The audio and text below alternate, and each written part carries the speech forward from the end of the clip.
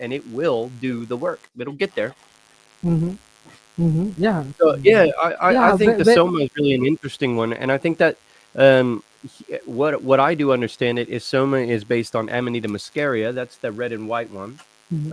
I'm pretty sure that most people would be familiar with it, but I've read quite a bit about it.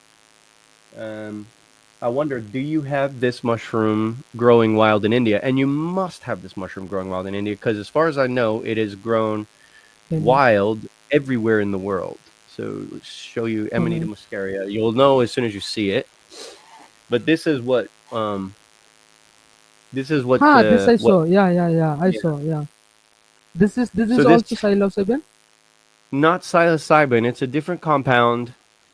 Um, and there are two different compounds in this mushroom, and one of them is believed to be quite dangerous. Mm-hmm. Ibotenic acid and muscimol are the couple of different compounds. So muscimol is one that I think people recognize as being quite um, trance inducing. So you get like Mm-hmm. loops of reality. And then ibotenic acid is GABAergic, and it gives you like really good rest, anti-anxiety, but causes like almost like psychedelic visions in your sleep. Mm-hmm. So Mm-hmm. a couple of different compounds that may be functional in this mushroom, and that I believe are related to so many different folk tales and cultural tales around the world. You know, you can see red and white, the origin of Santa Claus. Reindeer love to Mm-hmm. consume this mushroom, and you know that it's said that they get high. So flying reindeer and Santa Claus, that's an Mm-hmm. understandable myth or story. People in the areas where these are found under pine trees, and Mm-hmm. you would collect them and hang them on the branches of the pine trees to dry out so that you could save them. You can imagine Mm-hmm. bees decorating a pine tree is very much like a Christmas tree.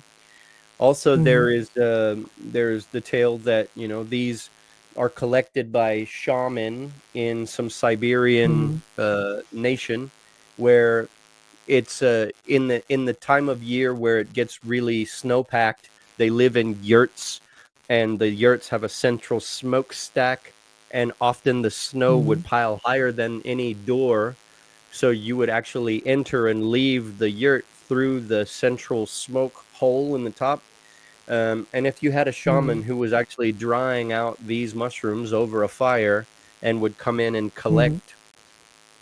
collect and change out the mushrooms, they would be crawling in through the chimney. So you get, you know, the correlation to some sort of a figure like Santa Claus climbing down the chimney to remove or to take the gifts or to leave gifts, those sorts of things. You know, you get lots of different tales that can come out of this that a lot of people accept. And then also, these grow in the time of year down here where it's close to Easter. And, you Mm-hmm. know, these are growing underneath the trees in the forest. You go out looking for very brightly colored um, Easter eggs, essentially, because this mushroom actually has an egg form.